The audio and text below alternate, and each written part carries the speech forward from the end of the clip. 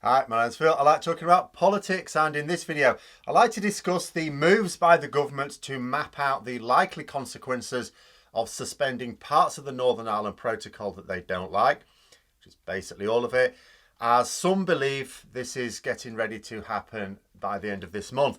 But first, if you'd like to be notified of daily news in politics, please subscribe to the channel and click the bell notification icon.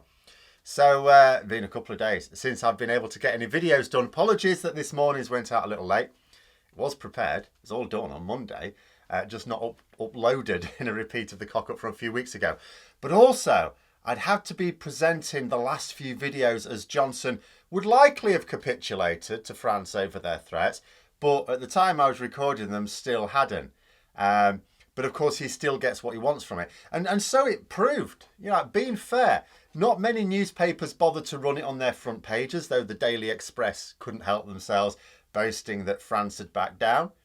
At the end of the day, France wanted those fishing licences to be issued in line with the Brexit deal, and by Monday lunchtime, the Jersey authorities had suddenly, overnight, issued dozens of fishing licences to these affected French fishermen, in the face of the action that Macron had threatened to carry out the next day. Who backed down? Who was that who backed down? Doesn't matter though. Macron got what he wanted. The British press dutifully presented a deliberately misleading outcome based purely on the fact that France didn't carry out their threats. It was like, oh, France said they were going to do this thing on Tuesday, and they didn't. Good old Boris stood up to him. No mention of this being because we were issuing those licences all of a sudden. And that is the thing with the Brexit trade wars that I've already discussed. Johnson gains from them. As long as his supporters believe he is winning, he does something, the EU threatened to respond, or in this case, an individual country, he capitulates. They no longer need to carry out the threat. The media report that the EU didn't carry out the threat because Johnson faced them down. He gets his headlines making him look like a strong leader battling against the spiteful EU who just saw that we left their little club. Doesn't matter about the reasoning though, it is the absolute classic populist playbook, isn't it? Invent an enemy and make out that you are the only one standing up to this enemy. He continues to destroy the foundations of our own country, and future generations will look back and ask what on earth we were smoking. But the government seem to be planning to up the ante very soon, at least according to reports. They've been threatening to suspend the parts of the Northern Ireland Protocol that they don't like for months now. I mean, that's clear. They've been doing that publicly. Something that would definitely pose a threat to the integrity of the single market, to say nothing of peace in Northern Ireland. At the end of last week, Sky News were reporting that a special group was wargaming the outcomes of such a move. They were under the impression that cabinet ministers were looking at mid-November as a possible date for what they call triggering Article 16. Now, before I go on, because the media unfortunately keep saying this triggering Article 16, let's look at that oft-used statement. Doesn't mean what the media claim it does. It isn't a way of suspending some or all of the protocol. Put it up here again. Doesn't say that. It's a way of applying some safeguards against unexpected problems, but written twice explicitly in the article is must continue to allow the protocol to function. But there aren't any unexpected problems anyway. There will be no triggering of Article 16. What there might be are targeted suspensions of parts of the protocol with the government claiming they're doing it in line with the mystical Article 16. But if they want to play dumb on this, Article 16 doesn't permit any action at all until about a month of talks have taken place. So if the government do trigger Article 16, as they put it, in a couple of weeks, that doesn't mean they'll be suspending parts of the protocol in a couple of weeks. At least not if they want to pretend that they're actually using a mechanism in the treaty. They will have to begin talks with the EU on the issues that they think they have. Now, this is a pointless exercise, of course, because those talks have been taking place all year. But if Johnson thinks he can get away with suspending bits of the protocol, but he wants to pretend that he can use Article 16 for it, then he will also have to pretend to start these talks for a month. Then, if he wishes to persist with his nonsense, that means suspending parts of the protocol just before Christmas, doesn't it? Now, here's where the plan becomes deeply unclear for me. See, the thing is, Article 16 insists on this month of talks, or the annex related to Article 16, before any action is taken. But it also insists that the protocol must be left functioning. You know, your safeguards have to least disrupt the function of the protocol. The issue that the issue is anyone who knows about the month of talks, because they read the withdrawal agreement, in other words, everyone in the world apart from the British public, will also know that Article 16 doesn't allow you to suspend the protocol at all. So would the government even bother with the talks? Might they be planning to just suspend large sections of the protocol in 2 weeks' time, ignoring the required talks, based on the notion that they know the whole thing is a sham anyway? They'll just say, we've triggered Article 16. The rest of the world will go, no, you haven't. You've just suspended parts of the protocol. You know, I mean, for that, we'll have to see what they do when they announce that they are triggering Article 16. The Sky report also mentioned that the EU were planning on just not negotiating at all.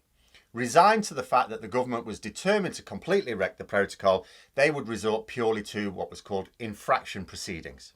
Basically means they go straight into retaliatory measures. They go, look, you've breached the treaty, that's it, we're taking action. No more talking, we've had the talks, they're done. Because whilst British government ministers have been discussing the outcomes of this action, so too have the EU. They've been at it for at least the last month or two, as far as I can tell. Though just because ministers have been discussing mid-November as a date to trigger Article 16 doesn't mean that they will do it at this time, or indeed ever.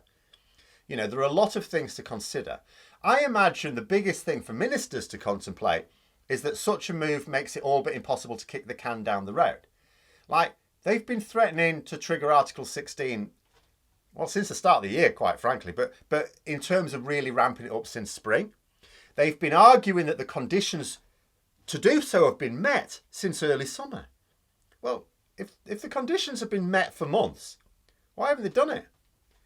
Waiting for the best timing or bluffing? I would argue that the run-up to Christmas is not the best timing for a trade war with the market that buys half your stuff. Someone suggested to me that Johnson could use the resultant shortages at Christmas as cover for the shortages that are going to happen anyway. You know, he could say it would have all been fine. Indeed, he has been promising that we can get our normal Christmas food shop this December. He's been saying, yeah, you'll be able to do that. We won't be able to do that. You know, but he could then say, if we have a trade war, it would have been okay, but then the EU took this spiteful action and now your Christmas dinner is knackered. But that's okay because we've been steadily reducing demand for the food with our COVID strategy. Now, I'm not sure about this. Blame has worked very well for Johnson so far, certainly, yeah. Never ceases to amaze me. These people who voted for him to give, because his argument for the general election was, look, Parliament's against me, I don't have a big enough majority. Give me a big majority and I can do all of these things. So they gave him a big majority. He has a big majority. And yet he still gets to claim that despite this stonky majority, he's still weak in the face of all these factors. Oh, it's not my fault. Oh, it's nothing to do with me. Recently, he was being bashed about new coal mines opening in Britain during COP26. And he tried to claim that that's nothing to do with me. You're the Prime Minister. What? But that's just the way it is anyway. They still want him in charge, even though they accept that he's weak. Why do you give power to someone who's not weak? Anyway, never mind. I still say that the public will not support food shortages on the scale that could result from a trade war if the EU go in hard. Now, I don't know if the EU would consider such action in a situation, whether they would go in hard. I know there's a lot of people in the comments go, oh yeah, of course they would. It's like, well, would they? Would they? You know, I've said before that the current Commission seems to be highly cautious about taking strong action. But the government cannot really know what the response will be. You know, we've also seen from the row with France earlier this week, Johnson doesn't want the consequences of trade war at all. He'll capitulate immediately. That being said, it could be a simple case of Johnson having more pressure on him from within his party to get rid of the protocol, or the parts that the Brexiteers don't like, which is most of it.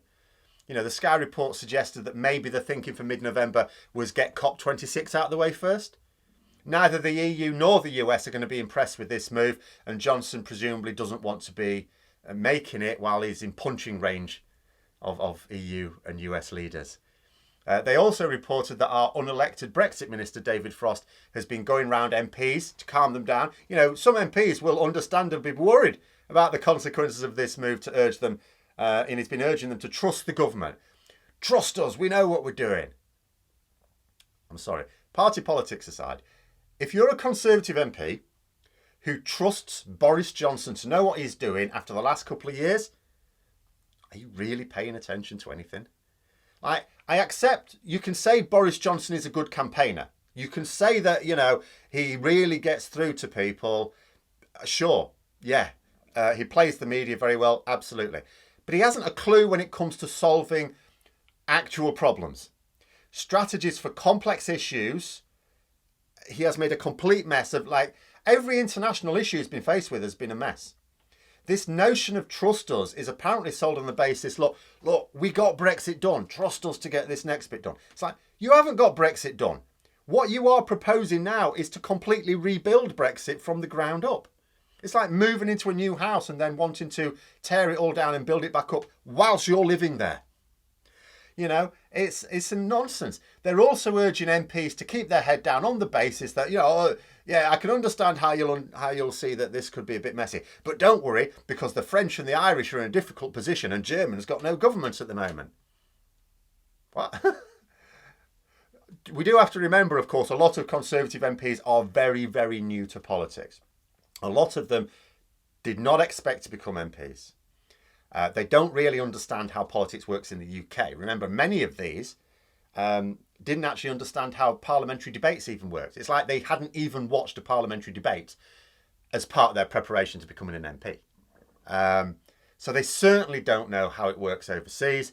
And of the few Tory MPs who do understand international politics, most want to drive a wedge between Britain and the EU anyway. So they're all up for this. But that may be a topic to pick up separately.